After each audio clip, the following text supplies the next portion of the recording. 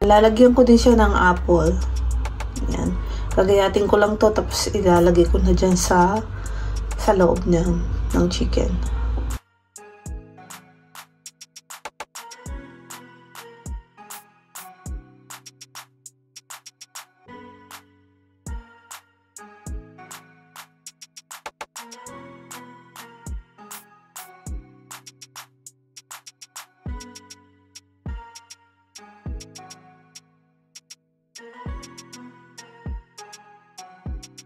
Ako ditong toothpick at ito yung ipang-close ko sa kanya.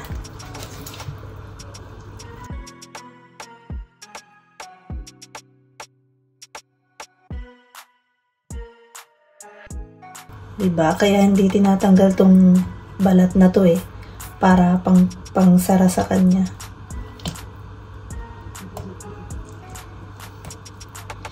Yan. So, yan na, close na. Ang lambot tuloy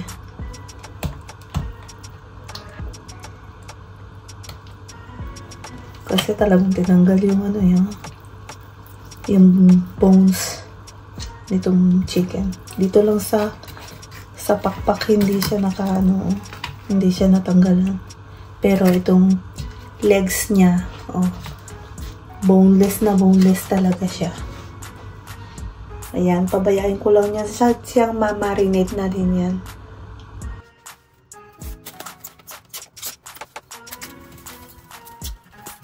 And then, lalagay ko siya sa loob ng rep. Buong magdamag ko siyang ima-marinate dyan. Ayan, para ma-marinate siya dyan.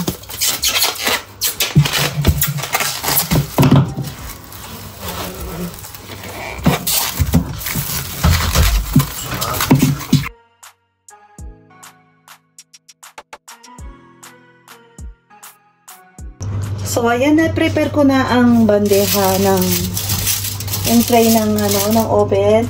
So, lalagay ko na ang aking chicken. Ayan. Yan, dahil masyadong wala siyang buto, kaya ganyan na itsura niya. So, ngayon, ilalagyan ko siya ng wine. Yan.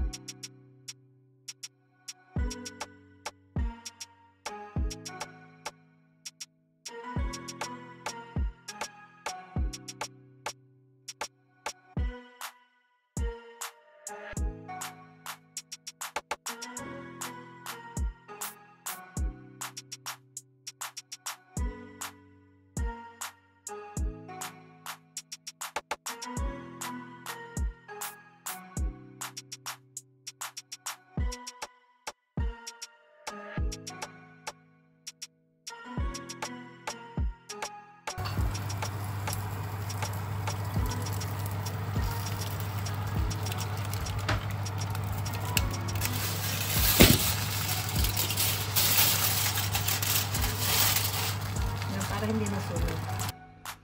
Yan, luto na.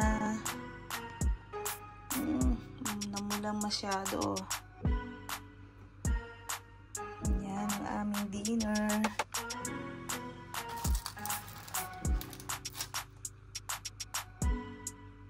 Two hours ko siya niluto. hours ko yan niluto. Ang lambot-lambot. Lambot-lambot niyan, guys.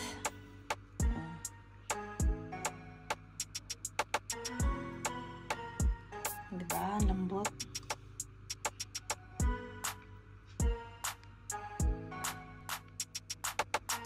Yummy, yummy. Ayan, ang lambot-lambot niyan. Very soft. Very soft. Ayan, ang chicken relleno. Ayan, ang lambot niya.